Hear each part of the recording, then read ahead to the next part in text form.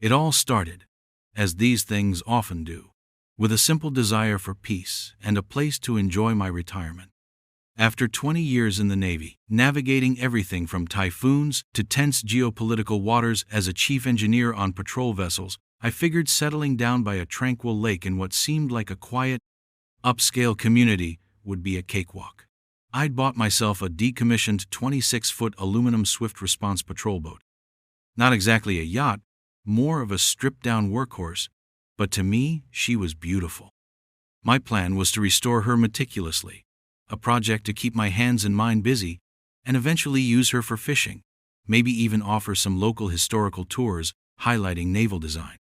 I probably hold the world record for the most meticulously documented plan for restoring a vessel of this particular class by a civilian. It was going to be a labor of love. Drop a comment letting me know where you're watching from, because you are not going to believe how crazy this story gets.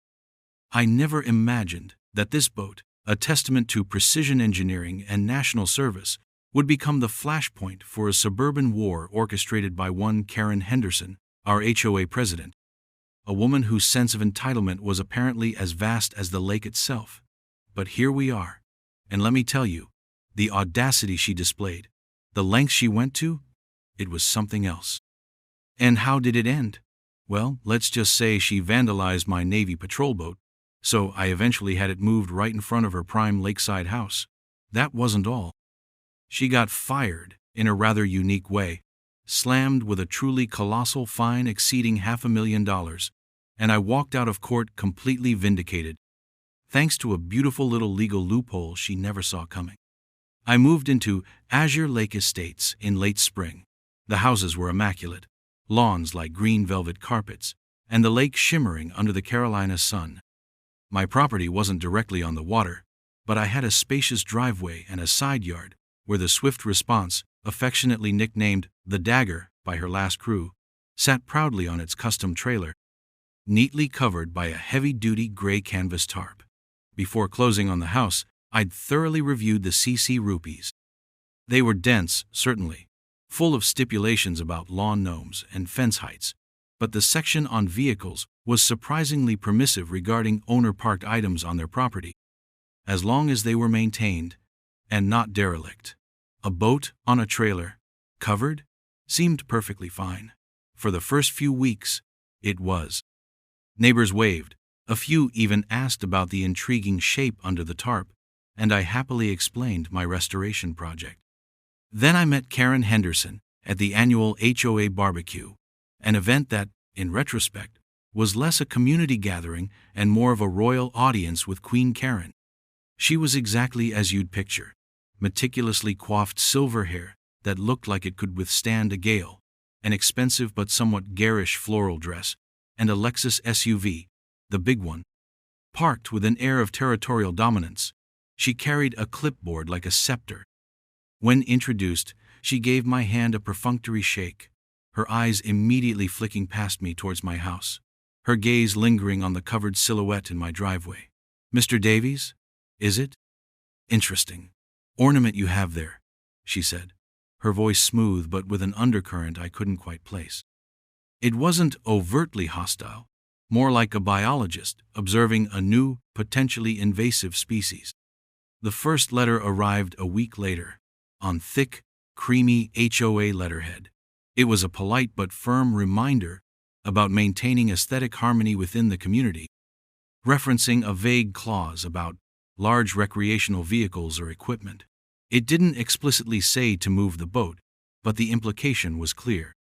I responded, equally politely, with a letter of my own, pointing out the specific clauses in the CCRs that permitted such storage, noted that the boat was covered and in good condition, and detailed my restoration plans, emphasizing it was a project, not permanent abandonment.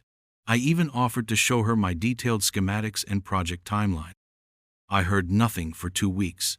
Then came the second letter. This one was sharper, citing a different clause, one about items not in keeping with the residential character of the neighborhood, and suggesting my boat might be impacting property values. It included a grainy photo of my driveway, clearly taken from the street, possibly from inside a car. That felt, intrusive.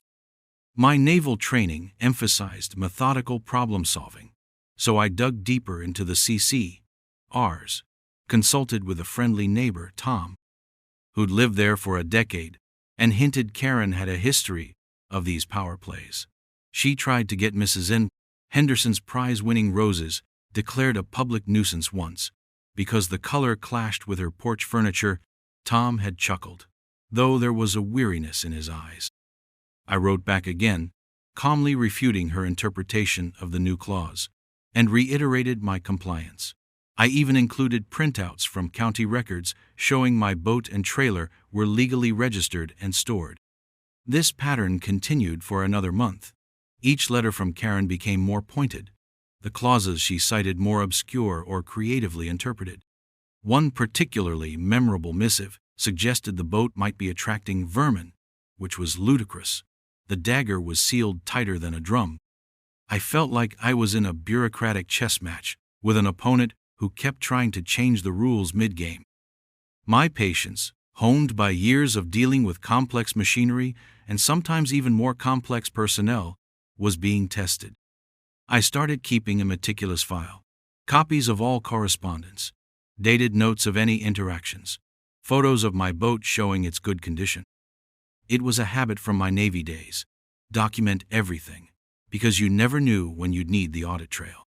Karen Henderson clearly underestimated who she was dealing with.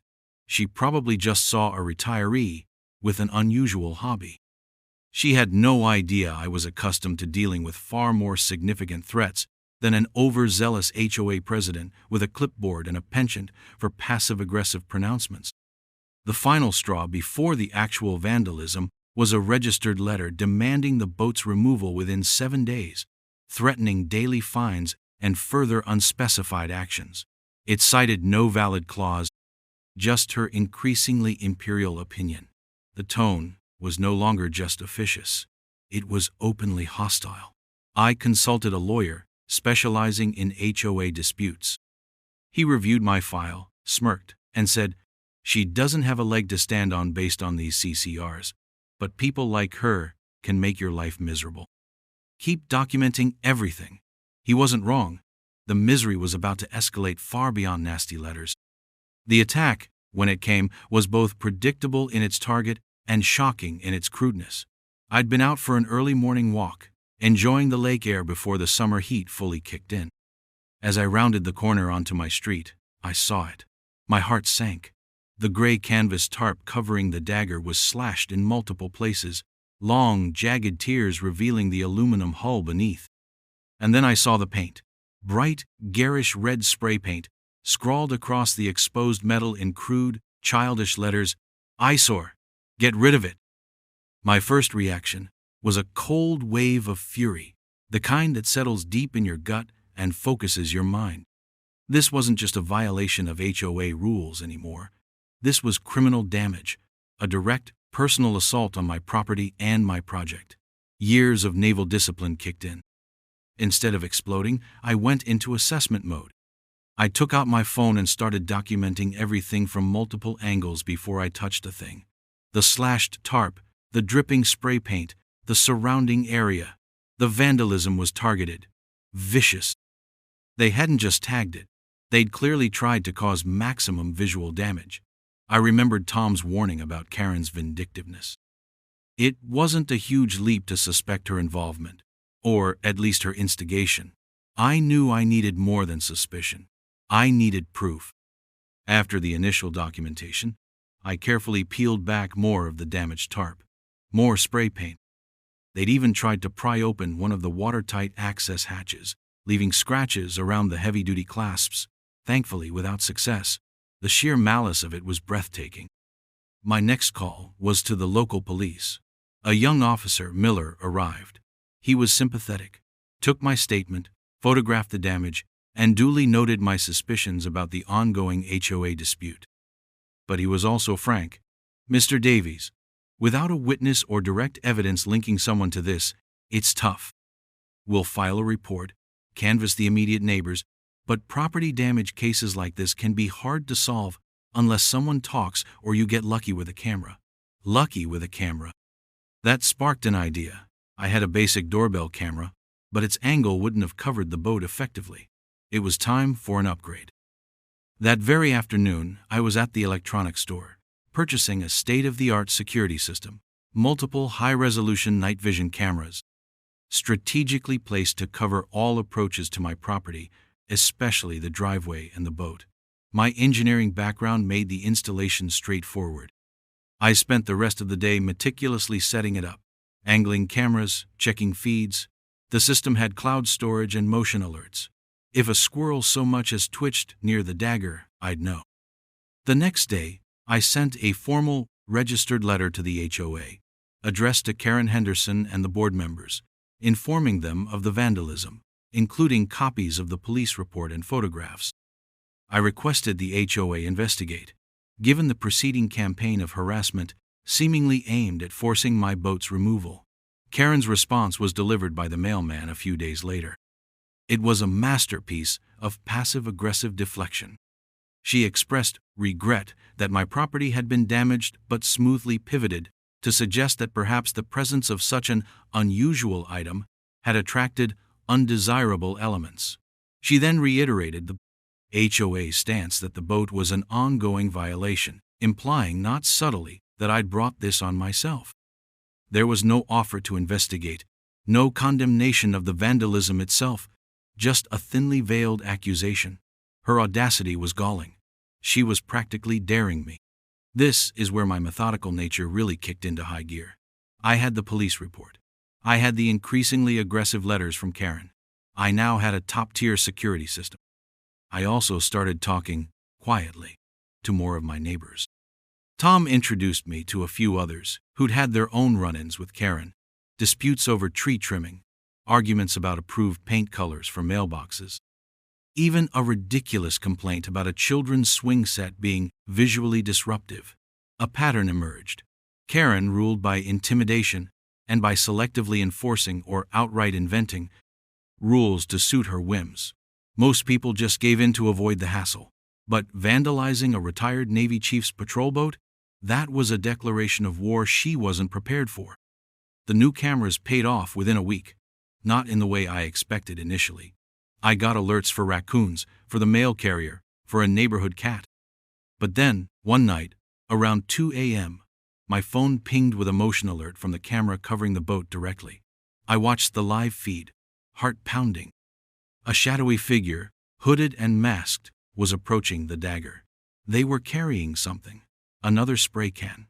They looked around furtively, then started to spray a fresh patch of the hull.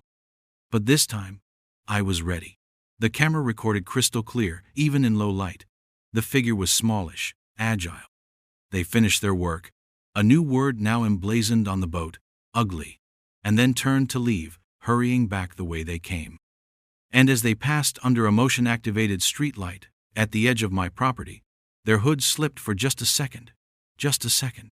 But the camera, with its high-definition zoom, caught it perfectly. My jaw tightened. It wasn't Karen. It was her college-aged son, Kevin, home for the summer. He lived with her. There was no doubt in my mind who had put him up to it. This was the evidence I needed. But simply handing it to the police for another misdemeanor vandalism charge felt insufficient given the calculated harassment from Karen. No, this required a more comprehensive strategy. Karen Henderson had escalated this beyond HOA squabbling. She had involved her family in criminal activity. And I, with my Navy training in strategy and patience, was about to show her the true meaning of a well-executed counteroffensive. The game was on, and I had just captured her queen's most aggressive pawn. With the crystal-clear footage of Kevin Henderson, HOA President Karen Henderson's son, vandalizing my boat a second time, I knew I had leverage. But simply going to the police for what they might treat as minor property damage, even with repeat offenses, didn't feel like it would address the root cause. Karen's relentless, abusive campaign.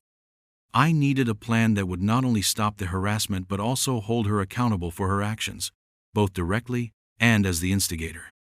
My Navy career wasn't just about engineering. It involved logistics, planning, and understanding chains of command and rules of engagement.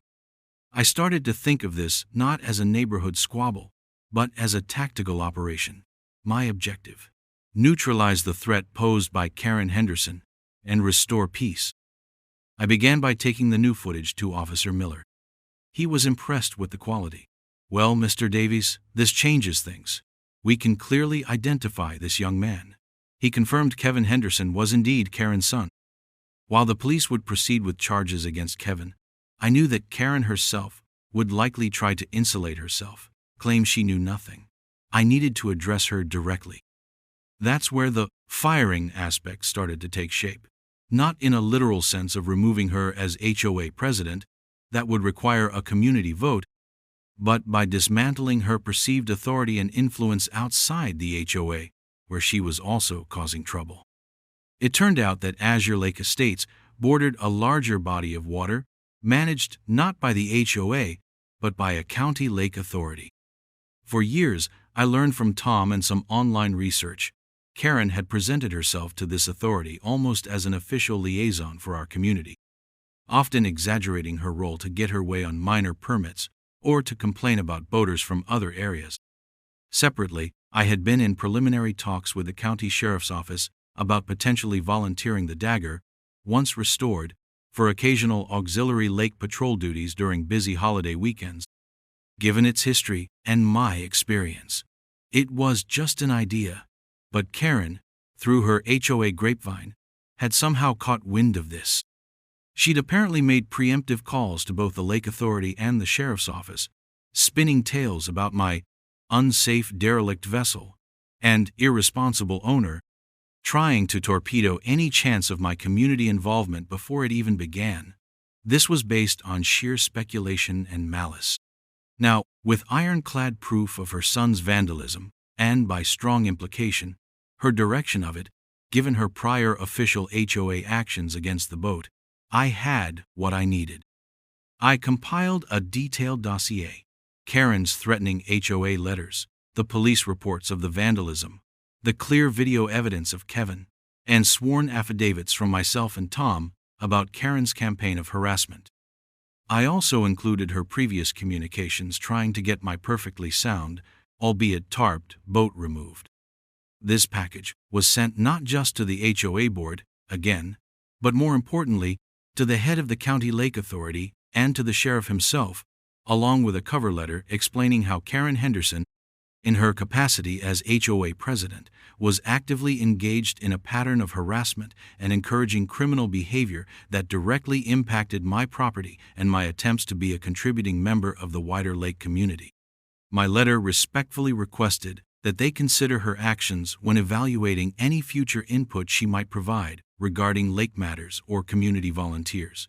The implication was clear. Her credibility was shot. This wouldn't fire her as HOA president, but it would effectively neutralize her ability to throw her weight around with external, more powerful entities, a significant blow to her ego and her perceived power. The next piece of the puzzle was the legal loophole regarding my boat and eventually the concept of moving it to her lakeside house. Karen, as I discovered through more research into local property records, a skill surprisingly useful for a former Navy chief, did indeed own a prime lakefront property. Her house was on a different, more exclusive street within the estates, right on the water.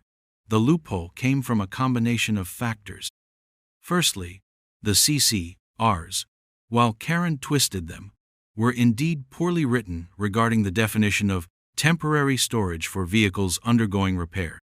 Secondly, and more critically, the lake itself, including the immediate shoreline access up to the high water mark in many areas, was under the jurisdiction of the County Lake Authority, not the HOA, especially for matters of navigation and temporary mooring for distressed vessels.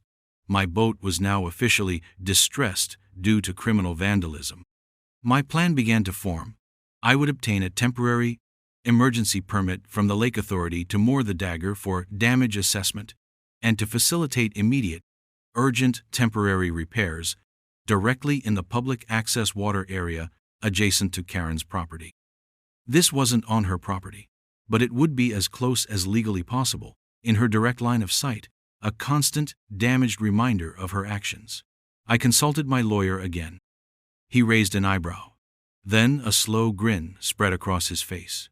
Technically, he mused, if you secure a permit from the lake authority citing the vandalism as the reason for needing a temporary, accessible mooring for assessment and short-term repair stabilization, and if there's a public access mooring point or a permissible shallow water anchorage available there, she can't do a thing about it through the HOA. The authority trumps them on water access. It's audacious, Davies. I like it. Securing that permit took a few days of careful explanation to the lake authority, presenting the police reports and photos of the vandalism. My status as a retired Navy chief with expertise in vessel maintenance helped. I wasn't some random guy. I was a professional seeking to address damage caused by a criminal act. The permit was granted for a period of 2 weeks for vessel damage assessment and temporary repair facilitation. I then hired a local boat transport company, the same one that had delivered the dagger to my home. I explained the situation. I needed to move a damaged boat from my driveway to a specific, permitted temporary mooring spot on the lake. They were professionals. It was just another job to them, though the driver did look intrigued when I showed him the spray-painted hull. I also quietly updated my allies in the neighborhood, like Tom. He was practically gleeful. She's going to have an absolute meltdown, Mike. This is better than television. He promised to have his phone ready. The stage was being meticulously set. Karen thought she was playing checkers. I was playing multi-dimensional chess, leveraging rules and authorities she hadn't even considered were in play. The concept of her receiving a massive fine hadn't even crossed my mind yet, but her own impending actions were about to create that perfect storm. The day we moved the dagger was a beautiful, sunny Saturday morning, prime time for lake activity and for residents of Azure Lake Estates to be out and about. The boat transport company arrived early. The driver, a stoic man named Earl, expertly winched the vandalized patrol boat, still bearing its crude graffiti of Ezor and Ugly, onto the flatbed trailer. There was a certain poetic justice in moving it in its damaged state. It was a mobile billboard of Karen Henderson's malice. The short journey from my street to the public access point nearest Karen's opulent lakefront home was uneventful but drew curious stares. Pulling up to the access ramp, we could see Karen's expansive property, manicured lawn sloping down to a private dock, large picture windows reflecting the sparkling water. Perfect. We backed the trailer down the ramp, and with practiced ease, the dagger was floated off and carefully maneuvered to the exact spot indicated on my Lake Authority permit. A legally permissible temporary mooring about 30 feet from the edge of her property line in the water, directly in front of her large deck and picture windows. It wasn't touching her land, not by a long shot, but it was undeniably there, dominating her pristine view. Earl secured the mooring lines, gave me a thumbs up and said, "She's all yours, Captain. Call us when you need her moved again." I paid him, and he drove off, probably with a good story to tell. I remained by the water's edge, calmly pretending to inspect the damage on my boat, waiting. It didn't take long. Less than 10 minutes later, Karen Henderson burst out of her patio doors, a vision in expensive leisure wear, her face a mask of apoplectic rage. She was trailed by her meek-looking husband, George, who seemed to be trying to placate her. "What is the meaning of this? Get that thing out of my sight! This instant!" she shrieked, her voice carrying clearly across the water. Several neighbors who were out on their own docks or boats paused, turning to watch the unfolding drama. This was exactly the public stage I'd hoped for. I calmly held up my phone, as if taking more pictures of my boat's damage, subtly recording her tirade. "Good morning, Mrs. Henderson," I called back, my voice deliberately measured. "Just temporarily mooring the dagger here for some urgent damage assessment. You know, from the vandalism." I made sure to emphasize vandalism. Her face turned an even darker shade of crimson. "Vandalism? You can't park that monstrosity here. I am the president of this HOA. I will have it towed. I will call the police. I will sue you." George was muttering something about, "Honey, maybe let's discuss this," but she swatted his hand away. "This is an outrage." True to her word, she was on her phone, gesticulating wildly. About 20 minutes later, a local police cruiser pulled up, followed shortly by a vehicle from the County Lake Authority. Officer Miller, who was becoming quite familiar with my situation, stepped out of the cruiser, along with a stern-looking woman in a Lake Authority uniform. Karen rushed towards them. "Officer! Ranger! Thank goodness you're here. This man," she pointed dramatically at me, "has illegally moored this disgusting boat right in front of my house. It's an eyesore. It's harassment. He's violating HOA rules." Officer Miller looked from Karen to me, then to the boat. The Lake Authority ranger, Ms. Albright, had a clipboard and a no-nonsense expression. "Ma'am," Ms. Albright began, "I am aware of this vessel. Mr. Davies has a temporary emergency permit from the County Lake Authority to moor his boat here for damage assessment and repair facilitation due to documented criminal vandalism." She held up a copy of my permit. Karen stared at it, momentarily speechless. "Permit? What permit? The HOA does not permit this. The HOA does not have jurisdiction over navigable waterways or temporary emergency moorings of this nature, Mrs. Henderson," Albright stated calmly. "The Lake Authority does. This permit is valid." This was the first fired moment. Karen tried to counter, "But I am the HOA president. I represent this community. I've spoken to the Lake Authority many times." Albright cut her off, her voice firm.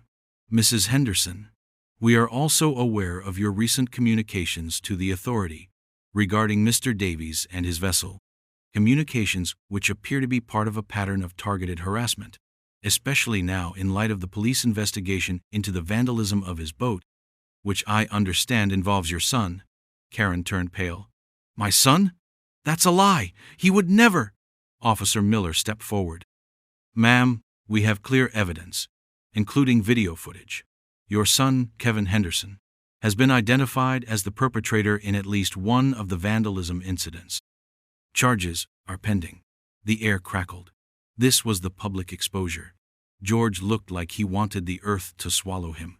Neighbors were now openly watching, some with unconcealed satisfaction. But the $500 fine? That was Karen's own spectacular, self-inflicted wound, born out of pure, unadulterated rage and arrogance. Over the next few days, with the dagger sitting stubbornly in her view, a constant reminder of her thwarted power, Karen decided to take matters into her own hands in a different way. She couldn't legally move my boat, so she decided to obstruct the view and, in her mind, reclaim her shoreline. She hired a landscaping crew with a small backhoe, without any permits, and they began to construct a large, ugly earthen berm along her property line by the water. Not only that, they started clearing established native vegetation and even attempted to dredge a small area, presumably to make boat access near her dock more exclusive. What she didn't count on was me, still meticulously documenting everything. I used a small drone, perfectly legal for hobbyist use over public waterways, to get aerial photos of the dagger for my insurance assessment, and conveniently captured stunning, high-resolution imagery of her unpermitted construction and environmental destruction. I knew immediately this was a serious violation. Lakefront development is heavily regulated by state and county environmental agencies. I compiled the new evidence, dated photos, videos, even a discreetly obtained quote from one of the bewildered workers who admitted they hadn't seen any permits, and sent it off to the State Environmental Protection Division and the County Planning Department. The response was swift and decisive. Within a week, inspectors were on Karen's property. Stop work orders were issued. And then, about a month later, the news rippled through the community. Karen Henderson had been slammed with fines and remediation orders totaling over $500 for illegal dredging, destruction of protected shoreline habitat, and unpermitted construction in a sensitive environmental zone. It was a breathtaking sum, a direct consequence of her uncontrolled fury over my boat. The court case she inevitably brought against me, or rather, tried to get the HOA to bring against me for nuisance and violating CCRs by placing the boat, fell apart spectacularly. My lawyer presented my Lake Authority permit. He presented the evidence of the vandalism by her son. He detailed her campaign of harassment. And here was the beautiful legal loophole for my own complete innocence. The original CC rupees were so vaguely worded regarding boats and temporary storage for repair that, coupled with the overriding authority of the Lake Authority permit for my specific situation, a vessel damaged by criminal acts originating from the HOA president's family, her case was laughed out of court. The judge even admonished the HOA's lawyer for wasting court time on what appeared to be a personal vendetta pursued through the HOA's resources. Case dismissed with prejudice. My name was cleared. The eyesore patrol boat had become Karen Henderson's personal monument to her own downfall. The aftermath of Karen Henderson's spectacular self-immolation was, for the rest of us in Azure Lake Estates, rather satisfying, and for Karen herself, utterly devastating. The news of the $500,000 environmental fine spread like wildfire. It wasn't just community gossip. It made the local news briefs, a cautionary tale of unchecked arrogance meeting environmental law. Her meticulously crafted image as the powerful, always-in-control HOA president shattered overnight. Neighbors who had once tiptoed around her whims now spoke openly, their initial hushed whispers turning into louder conversations in driveways and at the community mailboxes. The public exposure of her son's vandalism, confirmed by police action, and the subsequent realization that Karen had likely orchestrated or at least heavily encouraged it, was the final nail in her coffin of credibility. George, her husband, looked perpetually mortified and seemed to age 10 years in a matter of weeks. The firing, from her unofficial role as the community's self-appointed mouthpiece to the County Lake Authority and Sheriff's Office, was also complete. My detailed dossier had ensured they now viewed any communication from her with extreme skepticism. Her power beyond the immediate, and now crumbling, HOA sphere was gone. An emergency HOA meeting was called, not by Karen, but by a group of emboldened homeowners, led by my quiet neighbor, Tom. The atmosphere in the community clubhouse was thick with tension and a kind of grim anticipation. Karen did attend, remarkably, perhaps hoping to salvage something, but she looked drawn and brittle. Her usual confident pronouncements were replaced by defensive, rambling statements. When Tom presented a motion of no confidence, citing her gross mismanagement, the personal vendetta that had exposed the HOA to potential legal liabilities, though I had chosen not to sue the HOA itself, focusing on Karen's direct accountability and the general atmosphere of intimidation she had fostered, the vote was overwhelmingly against her. She wasn't just voted out of the presidency, she was essentially shamed into resigning from the board altogether before a formal removal vote could take place. Several of her key enablers on the board, who had blindly followed her lead, also tendered their resignations in the following days, realizing their positions were untenable. A new interim board was quickly formed, comprising sensible, level-headed residents, including Tom, who were more interested in genuine community well-being than petty power plays. One of their first actions was to issue a formal apology to me on behalf of the HOA for the harassment I had endured. They also initiated a review of the CCRs with the help of a competent attorney, aiming to clarify ambiguous clauses and ensure fair, transparent enforcement processes. The reign of Queen Karen was definitively over. For me, vindication was sweet. The Dagger, my beloved patrol boat, was eventually repaired.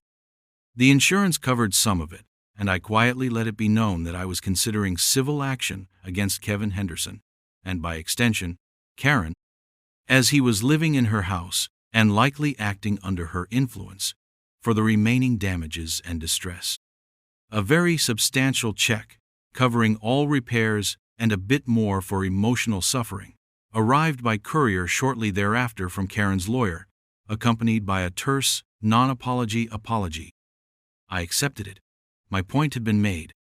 I eventually got the Dagger back into pristine condition, even better than I'd initially planned.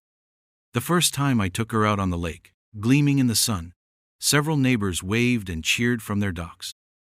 The legal loophole regarding the boat's status under the CCRs was now a moot point with the new, reasonable HOA board.